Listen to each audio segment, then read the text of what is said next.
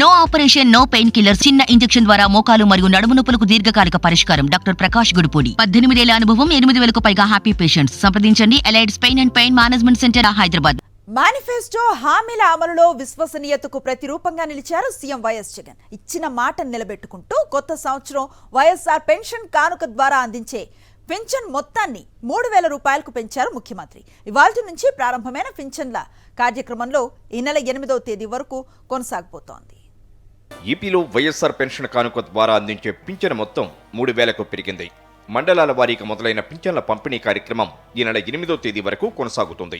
స్థానిక ఎమ్మెల్యేలు, ఇతర ప్రజాప్రతినిధులు మండలాలు, మున్సిపాలిటీల వారీగా ఎక్కడికెక్కడ లబ్ధిదారులతో స్వయంగా మమేకమవుతూ ఈ కార్యక్రమాల్లో స్వయంగా పాల్గొంటున్నారు.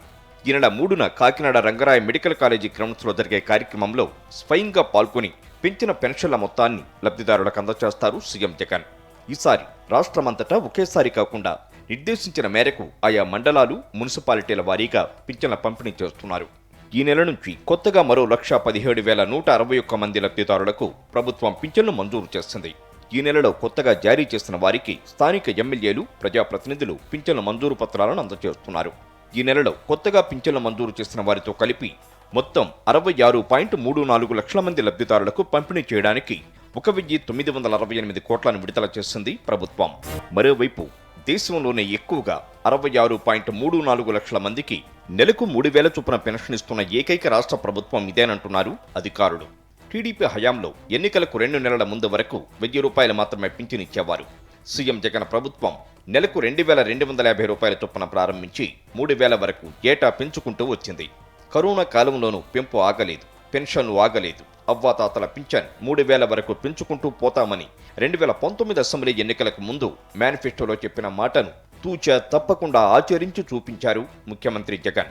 మరోవైపు గత పాలకుల హయాంలో పింఛను కోసం క్యూలలో గంటల తరబడి పడిగాపులు కాసేవారు వృద్ధులు, దివ్యాంగులు.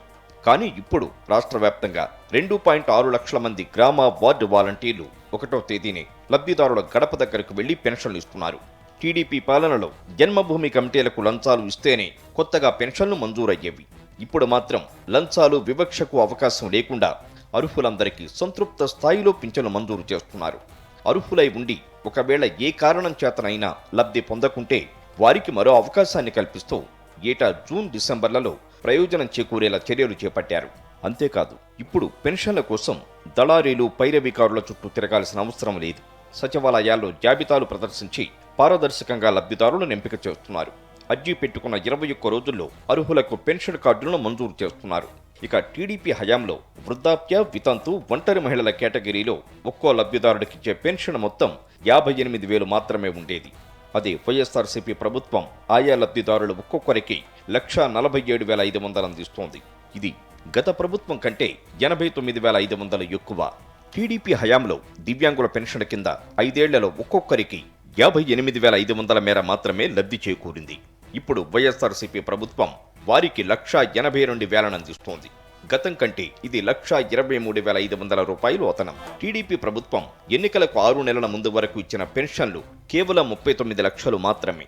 అదే ఇప్పుడు సీఎం జగన్ ప్రభుత్వం 66.34 లక్షల మందికి పింఛన్లు ఇస్తోంది. అంతేకాదు, ముఖ్యమంత్రి వైఎస్ జగన్ ప్రభుత్వం గత 4.5 ఏళ్లలో ఏకంగా 29,51,760 మందికి కొత్తగా పెన్షన్లు ఇచ్చింది. దీంతో పెన్షన్ లబ్ధిదారుల సంఖ్య 66.34 లక్షలకు చేరుకుంది. ఒక్క పెన్షన్ల కోసమే ప్రభుత్వం ఏటా 23,556 కోట్లు ఖర్చు పెడుతోంది.